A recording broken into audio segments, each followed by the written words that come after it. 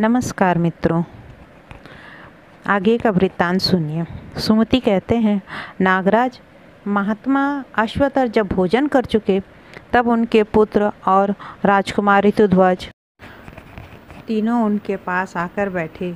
नागराज ने मन को प्रिय लगने वाली बातें कहकर अपने पुत्रों के सखा को प्रसन्न किया और पूछा, आयुष्मान, आज तुम मेरे घर आए हो, अतः जिससे तुम्हें सुख मिले ऐसी किसी भी वस्तु की यदि तुम्हें इच्छा है तो बताओ। जैसे पुत्र अपने पिता से मन की बात कहता है, उसी प्रकार तुम भी बिना संदेह आप मुझसे अपना मनोरथ कहो। सोना, चांदी, वस्त्र, वाहन, आसन अथवा कोई भी अत्यंत दुर्लभ से दुर्लभ एवं मनोवांछित वस्तु मुझसे मांगो। कुवलयाश्व ने कहा, भगवान, आपके प्रसाद से तो मेरे पिताजी के घर में आज भी सुवर्ण आदि सभी बहुमूल्य वस्तुएं मौजूद हैं। इन सब वस्तुओं की मुझे आवश्यकता नहीं है। जब तक पिताजी हजारों वर्षों तक पृथ्वी पर शासन करते हैं और आप पाताल लोक का राज्य करते हैं, तब तक मेरा मन याचना करने के लिए उत्सुक नहीं हो सकता। जिनके पिता जीवित हैं वे परम सौभाग्यशाली और पुण्यात्मा है। भला मेरे पास क्या नहीं है? सज्जन मित्र, निरोग शरीर, धन और यौवन सभी कुछ तो है। इस बात की चिंता न करके कि मेरे घर में धन है या नहीं, पिता की भुजाओं की छत्र छाया में रहते हैं वे ही सुखी हैं। जो लोग बचपन से ही पितृहीन होकर कुटुंब का भार वहन करते हैं, उनका सुख भोग छिन जाने के कारण मैं तो यही समझता हूँ कि विधाता ने ही उन्हें सौभाग्य से वंचित कर रखा है। मैं तो आपकी कृपा से पिताजी के दिए हुए धन रत्न आदि के भंडार में से प्रतिदिन याचकों को उनकी इच्छा के अनुसार दान देता रहता हूँ। यहाँ आकर मैंने अपने मुकुट से जो आपके दोनों चरणों का स्पर्श किया तथा आपके शरीर से मेरा स्पर्श हुआ, इसी से मैं सब कुछ पा गया। राजकुमार का यह विनय युक्त वचन सुनकर नागराज अश्वतर ने प्रेम पूर्वक कहा, यदि मुझसे रत्न और सुवर्ण आदि लेने का तुम्हारा मन नहीं होता तो और भी कोई वस्तु जो तुम्हारे मन को प्रसन्न कर सके मांगो, मैं तुम्हें दूंगा। कुवलयाश्व ने कहा, भगवान, आपके प्रसाद से मेरे घर में सब कुछ है।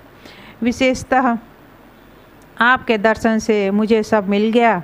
आप देवता हैं और मैं मनुष्य। आप अपने शरीर से जो मेरा आलिंगन किया, इसी से मैं कृतकृत्य हूँ। मेरा जीवन सफल हो गया। नागराज, आपकी चरण धूलि ने जो मेरा मस्तक पर अपना स्थान बनाया है, उसी से मैंने क्या नहीं पा लिया। यदि आपको मुझे मनोवांछित वर देना ही है तो यही दीजिए कि मेरे हृदय से पुण्य कर्मों का संस्कार कभी दूर ना हो। अश्वतर बोले, विद्वान, ऐसा ही होगा। तुम्हारी बुद्धि धर्म में लगी रहेगी, तथापि इस समय तुम मेरे घर में आए हो, इसलिए तुम्हें मनुष्य लोक में जो वस्तु दुर्लभ प्रतीत होती हो वही मुझसे मांग लो। उनकी यह बात सुनकर राजकुमार ऋतुध्वज अपने दोनों मित्र नाग कुमारों के मुख की ओर देखने लगे। तब उन दोनों ने पिता को प्रणाम करके राजपुत्र का जो अभीष्ट था उसे स्पष्ट रूप में कहना आरंभ किया। नागकुमार बोले, पिताजी, गंधर्व राजकुमारी मदालसा इनकी प्यारी पत्नी थी। उसको किसी दुष्ट बुद्धि वाले दुरात्मा दानव ने, जो इनके साथ वैर रखता था, धोखा दिया। उसने उसी दानव के मुख से इनकी मृत्यु का समाचार सुनकर अपने प्यारे प्राणों को त्याग दिया। तब इन्होंने अपनी पत्नी के प्रति कृतज्ञ होकर यह प्रतिज्ञा कर ली कि अब मदालसा को छोड़ के कोई दूसरी स्त्री इनकी पत्नी नहीं हो सकती। पिताजी, ये वीर ऋतुध्वज आज उसी सर्वांग सुंदरी मदालसा को देखना चाहते हैं। यदि ऐसा किया जा सके तो इनका मनोरथ पूर्ण हो सकता है। तब नागराज घर में छिपाई हुई मदालसा को ले आए और राजकुमार को उसे दिखाया तथा पूछा, ऋतुध्वज, यह तुम्हारी पत्नी मदालसा है या नहीं? उसे देखते ही राजकुमार लज्जा छोड़ के उठे और कह उठे, हे प्रिय। यह कहते हुए जैसे उनकी ओर आगे बढ़े, तब नागराज ने उन्हें रोक दिया और मदालसा के मर कर जीवित होने आदि की सारी कथा कह सुनाई। फिर तो राजकुमार ने प्रसन्न होकर अपनी प्यारी पत्नी को ग्रहण किया। तदंतर उनके स्मरण करते ही उनका प्यारा अश्व वहाँ आ पहुँचा। उस समय नागराज को प्रणाम करके वह अश्व पर आरूढ़ हुए और मदालसा के साथ अपने नगर को चल दिए। वहां पहुंचकर उन्होंने अपने पिता माता से उसके मरकर जीवित होने का सब समाचार निवेदन किया। कल्याणमयी मदालसा ने भी सास ससुर के चरणों में प्रणाम किया तथा अन्य स्वजनों को भी यथा योग्य सम्मान दिया। तत्पश्चात उस नगर में पूर्ववासियों के यहाँ बहुत बड़ा उत्सव हुआ। इसके बाद बहुत समय बीतने के पश्चात महाराज शत्रुजीत पृथ्वी का भली भांति पालन करके परलोकवासी हो गए। तब पूर्ववासियों ने उसके महात्मा पुत्र ऋतुध्वज को, जिनके आचरण सद तथा व्यवहार बड़े ही उदार थे, राजपद पर अभिषिक्त किया।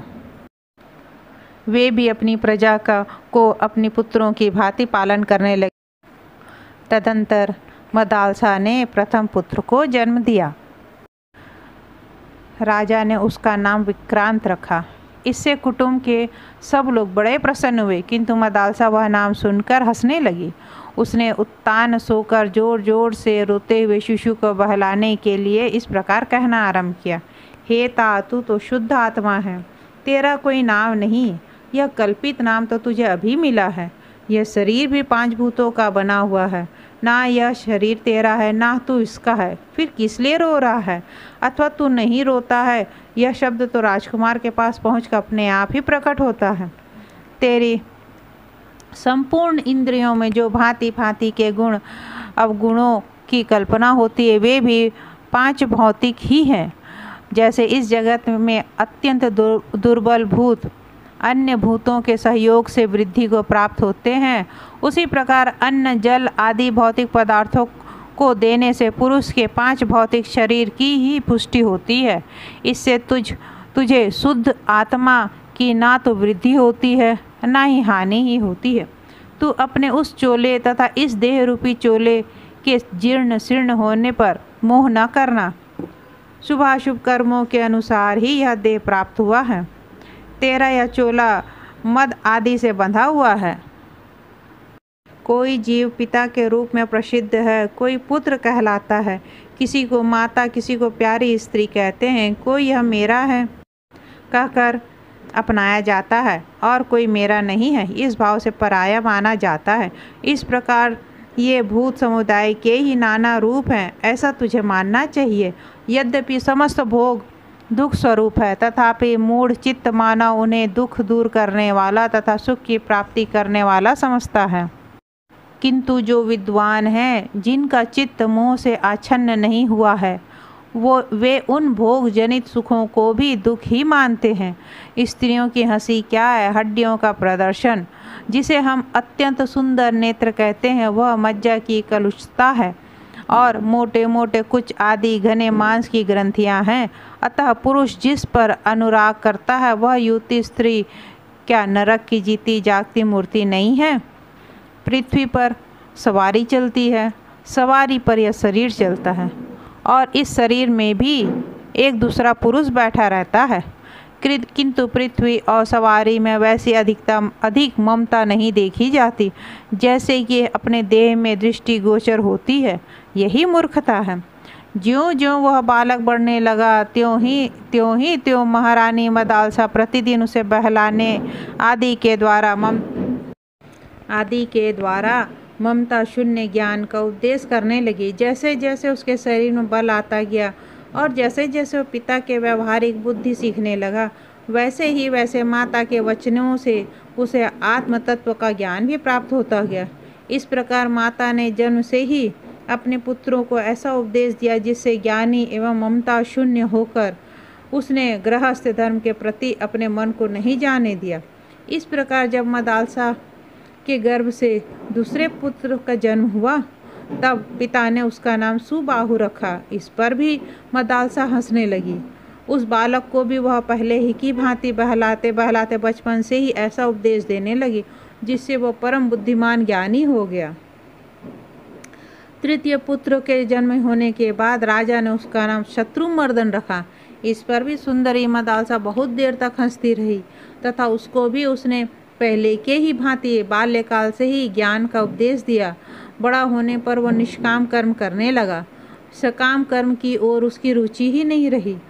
राजा ऋतुध्वज जब चौथे पुत्र का नामकरण करने चले तब सदाचार परायणा मदालसा पर उनकी दृष्टि पड़ी। उस समय वह मंद मंद मुस्कुरा रही थी। उसने हंसते देखकर राजा को कुछ कौतूहल सा हुआ। अतः उन्होंने पूछा, देवी, जब मैं नामकरण करने चलता हूँ तब तुम हंसती क्यों हो?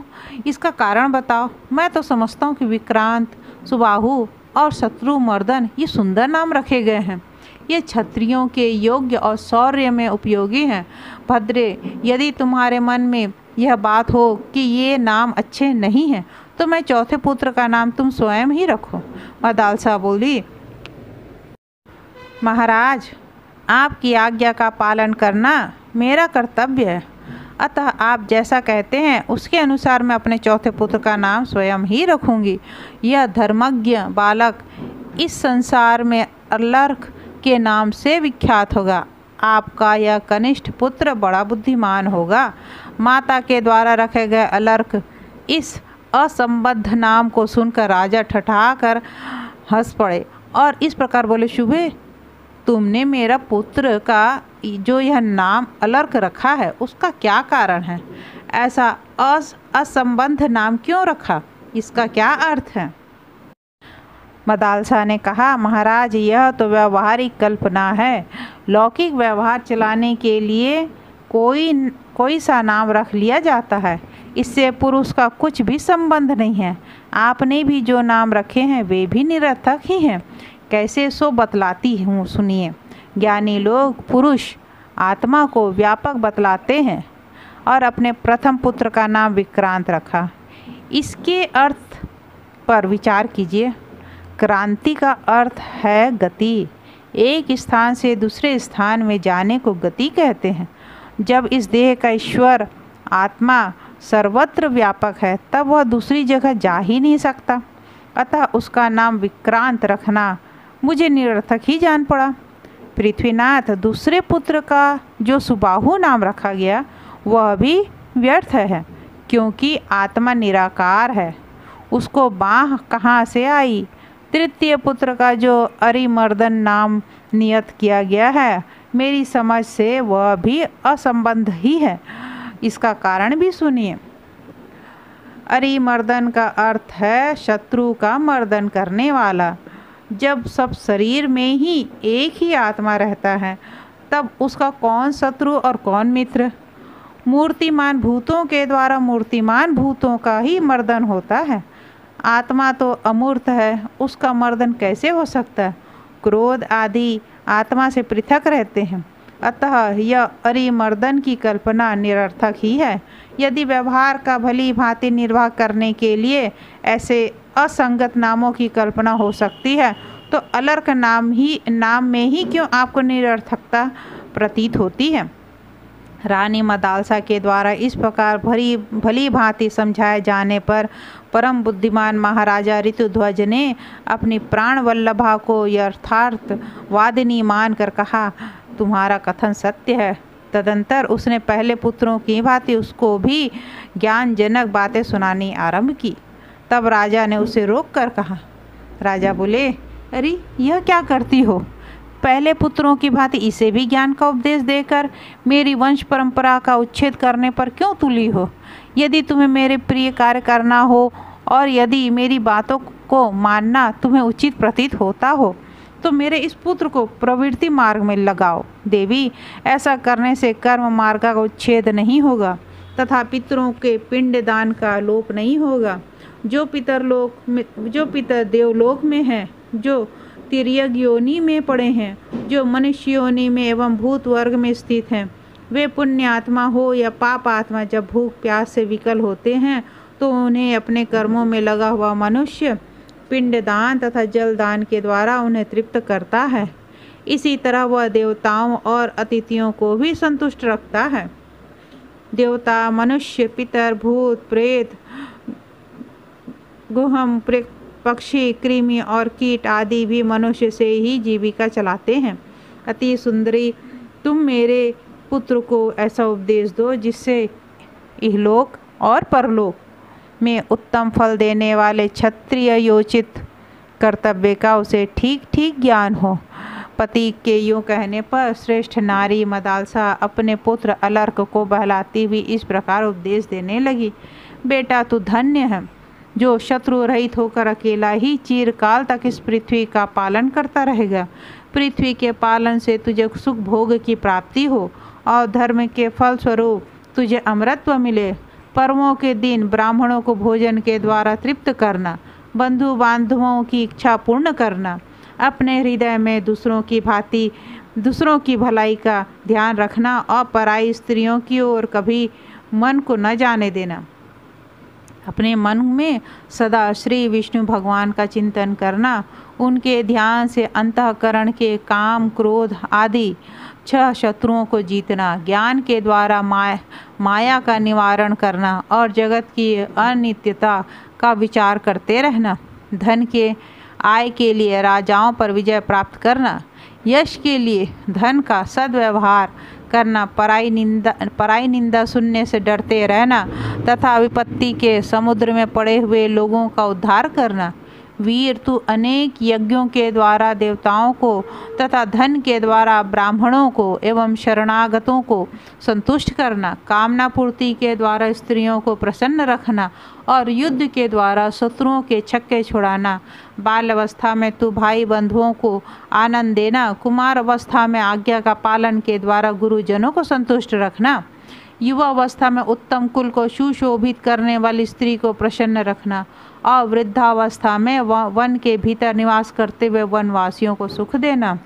तात, राज्य करते हुए अपने सुहृदय को प्रसन्न रखना, साधु पुरुषों की रक्षा करते हुए यज्ञों द्वारा भगवान का यजन करना, संग्राम में दुष्ट शत्रुओं का संहार करते हुए गौ और ब्राह्मणों की रक्षा करना और उनके लिए अपने प्राण को निछावर कर देना। सुमति कहते हैं, इस प्रकार माता के द्वारा प्रतिदिन बहलाया जाता हुआ बालक अलर्क कुछ बड़ी अवस्था में को प्राप्त हुआ। कुमार अवस्था में पहुंचने पर उसका उपनयन संस्कार हुआ। तत्पश्चात उस बुद्धिमान राजकुमार ने माता को प्रणाम करके कहा, माता, मुझे इस लोक और परलोक में सुख प्राप्त करने के लिए यहाँ क्या करना चाहिए, यह सब मुझे बतलाओ। मदालसा बोली, बेटा, राज्याभिषेक होने पर राजा को उचित है कि वह अपने धर्म के अनुकूल चलता हुआ आरंभ से ही प्रजा को प्रसन्न रखे, 7 व्यसनों का परित्याग कर दें, क्योंकि वे राजा का मूल उच्छेद करने वाले हैं। अपनी गुप्त मंत्रणा के बाहर फूटने से उसके द्वारा लाभ उठाकर शत्रु आक्रमण कर देते हैं, अतः ऐसा ना होने देकर शत्रुओं से अपनी रक्षा करें। जैसे रथ की गति वक्र होने पर 8 प्रकार से नाश को प्राप्त होता है, उसके ऊपर 8 दिशाओं से प्रहार होने लगते हैं, उसी प्रकार गुप्त मंत्रणा के बाहर फूटने पर राजा के 8 वर्गों का निश्चय ही नाश होता है। राजा को इस बात का भी पता लगाते रहना चाहिए कि शत्रु द्वारा उत्पन्न किए गए दोष से अथवा शत्रुओं के बहकावे में आकर अपने मंत्रियों में कौन दुष्ट हो गया और कौन अदुष्ट, कौन अपना साथी है और कौन शत्रुओं से मिला हुआ है। इस प्रकार बुद्धिमान चर नियुक्त करके शत्रु के चरों पर भी प्रयत्न पूर्वक दृष्टि रखनी चाहिए। राजाओं को अपने मित्रों तथा माननीय बंधु बांधवों पर भी पूर्णतः विश्वास नहीं करना चाहिए, किंतु काम आ पड़ने पर भी उसे शत्रु पर भी विश्वास कर लेना चाहिए। किस अवस्था में शत्रु पर चढ़ाई न करके अपने स्थान पर स्थित रहना उचित है, क्या करने से अपनी वृद्धि होगी और किस कार्य से अपनी हानि होने की संभावना है, इस सब बातों का राजाओं को ज्ञान होना चाहिए। वह 6 गुणों का उपयोग करना जाने और कभी काम के अधीन ना हो। राजा पहले ही अपनी आत्मा को और फिर मंत्रियों को जीते, तत्पश्चात अपने से भरण पोषण पाने वाले कुटुंबी जनों एवं सेवकों के हृदय पर अधिकार प्राप्त करे, तदंतर पूर्ववासियों को अपने गुणों से जीते। यह सब हो जाने पर शत्रुओं के साथ विरोध करे। जो इन सब को जीते बिना ही शत्रुओं पर विजय प्राप्त करना चाहता है, वह अपनी आत्मा तथा मंत्रियों पर अधिकार न रखने के कारण शत्रु समुदाय के वश में पड़कर कष्ट भोगता है। इसलिए बेटा, पृथ्वी का पालन करने वाले राजाओं को पहले काम आदि शत्रुओं को जीतने की चेष्टा करनी चाहिए। यदि राजा ही उनके वश में हो गया तो वह नष्ट हो जाता है, काम, क्रोध, लोभ, मद, मान और हर्ष ये राजा का विनाश करने वाले शत्रु हैं। राजा पांडु काम में आसक्त होने के कारण मारे गए तथा अनुराग, क्रोध के कारण ही अपने पुत्रों से हाथ धो बैठे। यह विचार कर अपने को काम और क्रोध से अलग रखें। राजा पुरुरवा लोभ से मारे गए और वेन को मद के कारण ही ब्राह्मण ने मार डाला। अनायुष के पुत्र को मान के कारण प्राणों से हाथ धोना पड़ा तथा पुरुंचय की मृत्यु हर्ष के कारण हुई। किंतु महात्मा मरुत्तन ने इस सब को जीत लिया था, इसलिए वे संपूर्ण विश्व पर विजयी हुए। यह सोचकर राजा उपयुक्त दोषों का सर्वथा त्याग करें। वह कौवे, कोयल, भौरे, हरिण, सांप, मोर, हंस, मुर्गे और लोहे के व्यवहार से शिक्षा ग्रहण करे। राजा अपने शत्रु के प्रति उल्लू का सा व्यवहार करे। जैसे उल्लू पक्षी रात में सोए कौवे पर चुपचाप धावा करता है, उसी प्रकार राजा शत्रु के असावधान दशा में भी उस पर आक्रमण करे तथा समय अनुसार चींटी की सी चेष्टा करें। धीरे धीरे आवश्यक वस्तुओं का संग्रह करता रहे। राजाओं को आग की चिंगारियों तथा सेमल के बीच से कर्तव्य की शिक्षा लेनी चाहिए। जैसे आग की छोटी सी चिंगारी बड़े से बड़े वन को जला डालने की शक्ति रखती है, उसी प्रकार छोटा सा शत्रु भी यदि दबाया ना जाए तो बहुत बड़ी हानि कर सकता है। जैसे छोटा सा सेमल का बीज एक महान वृक्ष के रूप में परिणत होता है, उसी प्रकार लघु शत्रु भी समय आने पर अत्यंत प्रबल हो जाता है। अतः दुर्बल अवस्था में ही उसे उखाड़ फेंकना चाहिए। जैसे चंद्रमा और सूर्य अपनी किरणों का सर्वत्र समान रूप से प्रसार करते हैं, उसी प्रकार नीति के लिए राजा को भी समस्त प्रजा पर समान भाव रखना चाहिए। वेश्या, कमल, सरभ, शूलिका, गर्भिणी स्त्री के स्तन तथा ग्वाले की स्त्री से भी राजा को बुद्धि सीखनी चाहिए। राजा वेश्या की भांति सबको प्रसन्न रखने की चेष्टा करें। कमल पुष्प के समान सबको अपनी ओर आकर्षित करता है। सरभ के समान पराक्रमी बने। शूलिका की भांति सहसा शत्रु का विध्वंस करे। जैसे गर्भिणी के स्तन में भावी संतान के लिए दूध का संग्रह होने लगता है, उसी प्रकार राजा भविष्य के लिए संचयशील बने रहे। और जिस प्रकार ग्वाली की स्त्री दूध देने से नाना प्रकार के खाद्य पदार्थ तैयार करती है, वैसे ही राजा को भी भांति भांति की कल्पना में पटु होना चाहिए। वह पृथ्वी का पालन करते समय इंद्र, सूर्य, यम, चंद्रमा तथा वायु इन पांचों के स्वरूप को धारण करें। जैसे इंद्र 4 महीने वर्षा करके पृथ्वी पर रहने वाले प्राणियों को तृप्त करते हैं, उसी प्रकार राजा दान के द्वारा प्रजाजनों को संतुष्ट करें। जिस प्रकार सूर्य 8 महीने तक अपनी किरणों से पृथ्वी का जल सोखते रहते हैं, इसी प्रकार सूक्ष्म उपायों से धीरे धीरे कर आदि का संग्रह करें। जैसे यमराज समय आने पर प्रिय अप्रिय सभी को मृत्यु पाश में बांधते हैं, उसी प्रकार राजा भी प्रिय अप्रिय तथा साधु और दुष्ट के प्रति समान भाव से राजनीति का प्रयोग करे। जैसे पूर्ण चंद्रमा देकर सब मनुष्य प्रसन्न होते हैं, जिस प्रकार राजा के प्रति समस्त प्रकार के प्रजा को समान रूप से संतुष्ट हो, वही श्रेष्ठ एवं चंद्रमा के व्रत का पालन करने वाला है। जैसे वायु गुप्त रूप से समस्त प्राणियों के भीतर संचार करती रहती है, उसी प्रकार राजा भी गुप्तचर के द्वारा पूर्ववासियों, मंत्रियों तथा बंधु बांधवों के मन का भाव जानने की चेष्टा करे। बेटा जिसके चित्त को दूसरे लोभ, कामना अथवा अर्थ से नहीं खींच सकते, वह राजा स्वर्गलोक में जाता है। जो अपने धर्म से विचलित होकर कुमार्ग पर जाने वाले मूर्ख मनुष्यों को फिर धर्म में लगाता है, वह राजा स्वर्ग में जाता है। वत्स, जिसके राज्य में वर्ण धर्म और आश्रम धर्म को हानि नहीं पहुंचती, उसे इस लोक तथा परलोक में भी सनातन सुख प्राप्त होता है।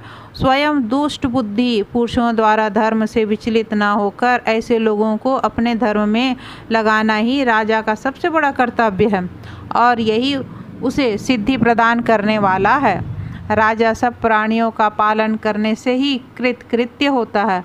जो यत्न पूर्वक भली भांति प्रजा का पालन करने वाला है, वह प्रजा के धर्म का भागी होता है। जो राजा इस प्रकार चारों वर्णों की रक्षा में तत्पर रहता है, वह सर्वत्र सुखी होकर विचरता है और अंत में उसे इंद्रलोक की प्राप्ति होती है। इस प्रकार माता मदालसा अपने पुत्र को ज्ञान देते हैं। अब अगले अंक में मैं इसके आगे का वृत्तांत आपको सुनाऊंगी। तब तक के लिए धन्यवाद। आप सब खुश रहें।